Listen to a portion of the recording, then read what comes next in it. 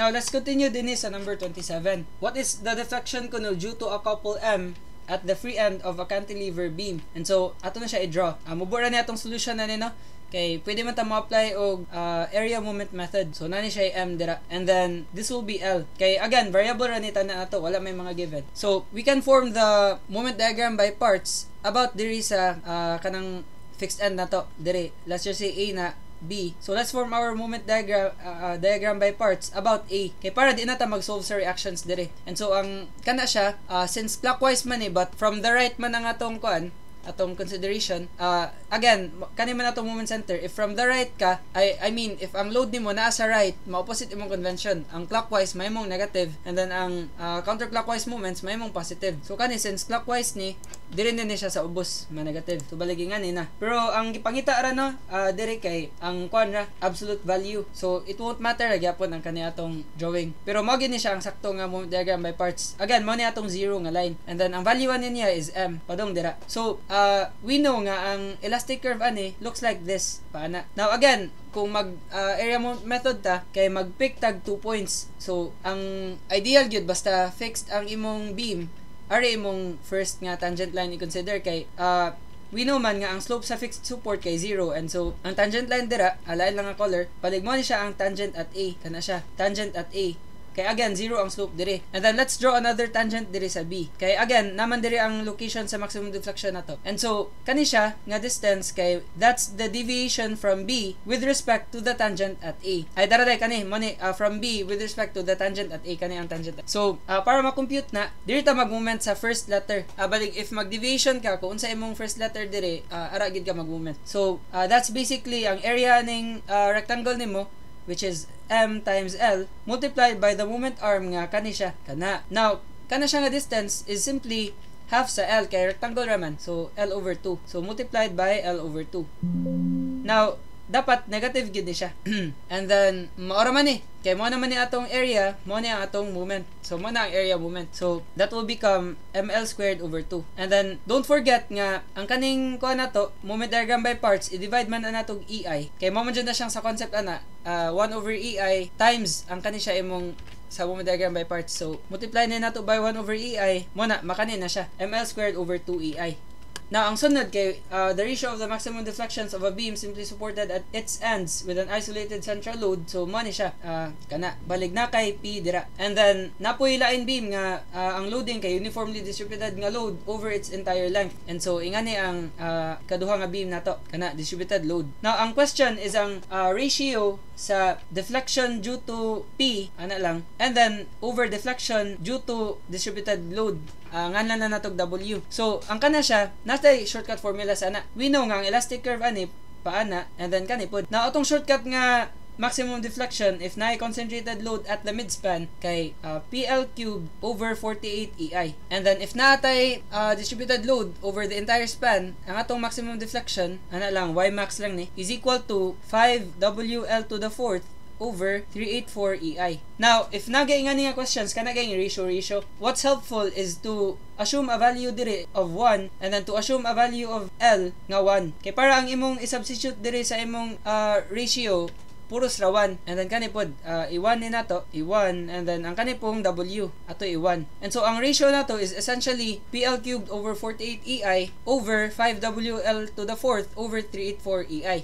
So may mo siyang kani may mo mang 1, kani may mong 1. So may mo na ning 1 kaning expression, and then kani may mong 1, kani may mong 1. So kaning expression may mo pong 1. So that will reduce into 1 over 48 EI over 5 over 384 EI. Now, ang kana siyang duha ka EI, mo cancel na na. And so, ang atong mabilin, kay kana na lang 1 over 48 over 5 over 384. So, ato da i-type sa calculator.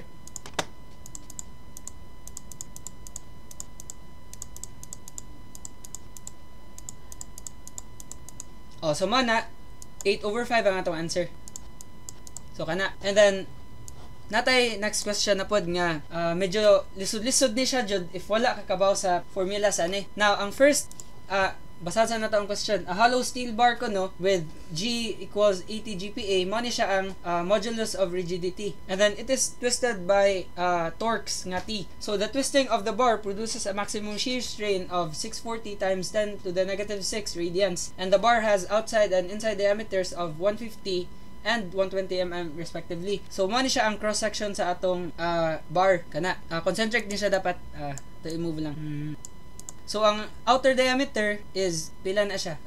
150 mm. And then ang inside diameter is 120 mm. Now, ang atong first question is to compute the tensile strain kuno no. Ang formula ana kay ang max tensile strain is equal to half sa maximum shear strain. Now, ang maximum shear strain is 640 times 10 to the negative 6. And so, kani siya, this will become 0.00032. So, mo na niya ito answer kani. Very, kuhan ang solution, no? Mubo kay ba? Pero, if wala ka kabaw sa formula, dili gid ka makasolve na. So, ato lang siya i-move dira.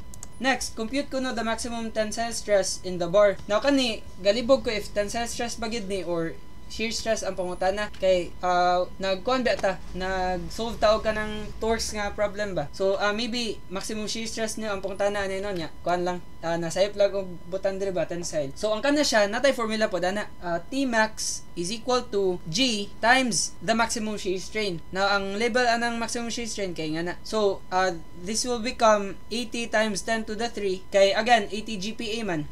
Atoy butang diri ang given nga G equals 80 GPa. And then our maximum shear strain is equal to kani siyang 640 times 10 to the negative 6. And so that will be kani. And then ang atong Tmax is katong formula nato nga TR over J. Now pwede ninyo gamiton kato ganing formulas nga 16 TD over kwan mo to over pi nya D4 kana. Kan siya pwede niyo gamiton nya kung hollow ang imong section nani siya minus D4 pagid. Pero mas nindot kani gid ang inyong memorization kanilang ba?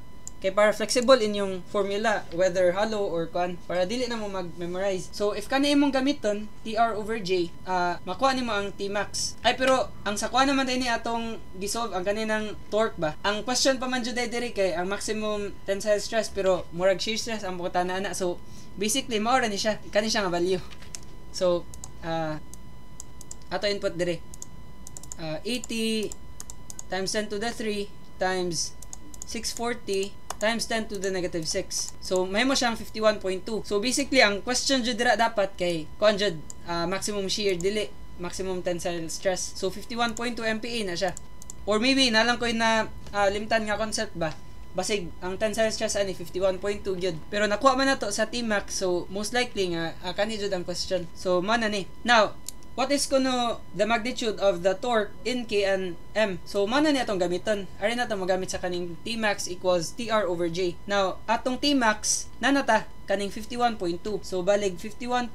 Again, MPa na siya. So, N per mm squared. And then, that's equal to T. Again, in kuan man dapat, in K and M man dapat. So, niya na lang. Later na natin mag-convert. Ang atong R nga gamiton na ni is ang radius sa kaning bigger nga diameter. So, ang radius ana 150 divided by 2. Or kani, pwede ra po din nyo i-write as 75. And then over J, ang formula sa atong J kay pi over 32 times d to the 4th minus smaller nga diameter to the 4th. And so, kani siyang d, mo ni siya ang 150, and then kani siya ang 120. And so, ato na ning input sa atong calculators. Kay, masolve naman ni nato ang t. So, balig 51.2 equals x times 75 over pi over 32, and then bigger diameter 150 to the 4th, and then minus 120 to the 4th. Again, mo ni siya ang kuana, ang kaning J kay polar moment of inertia. So mo ni siya ang atong T. Pila ni ka 20031800 1800. Now again, ang units ani niya kay kuan pa N times mm. Kay Newton per mm squared bi ani niya kani siya puros in mm. So mo pa niya atong makuha. So i-divide ni nato 1000 squared kay para ang N ma-convert into Kn and then ang mm ma-convert into m. So atong T mahimong divide ni nato by 1000 squared. Mo na ni 20.03.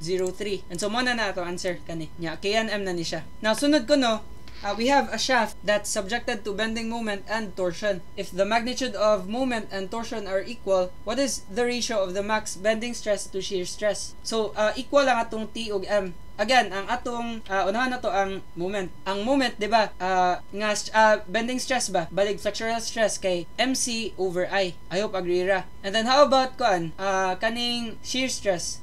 Diba, that's equal to TR over J. TR over J. Kana. Now, equal kuno ang M ug T. Kana. So, meaning, makancel na silang duha. Makancel. And so, let's assume a value of C kuno. Let's just say, mo ni ang atong shaft. Kana. And then, let's just say, mo ni siya ang radius. Now, as you can notice, ang radius ug ang C are the same. Kay, mo ba ni siya ang neutral axis, kana siya. And then, ang farthest distance from the neutral axis padung sa imong topmost point or kaning pinaka-bottom nga point kay simply equal to the radius ra gyapon kana siya from neutral axis padung dira. So meaning ang kani siyang C ug R mo cancel pod. And so we are left with I over J na lang. Balig ingani na atong ratio 1 over I over 1 over J. Kay again no, bending stress man is to shear stress. So atong 1 over I, ang I nato for kaning circular nga section kay pi d4 over 64. I hope agree ra. Review lang gid mo sa katong general formulas nato. And then over I over j kay pi over 32 d to the fourth. Now ang kaning d to the fourth mo cancel pod. I mean kani siya napa ni siya 1 over mo na mo-cancel to. Kana mo-cancel ang d to the fourth and so you are left with pi over 64 divided by pi over 32. Now kana siya maklaro naman nimo nga ang answer kay 2. Pero ato lang input gyapon dire kay para makita gid ba. 1 over pi over 64. O sama na 2 na.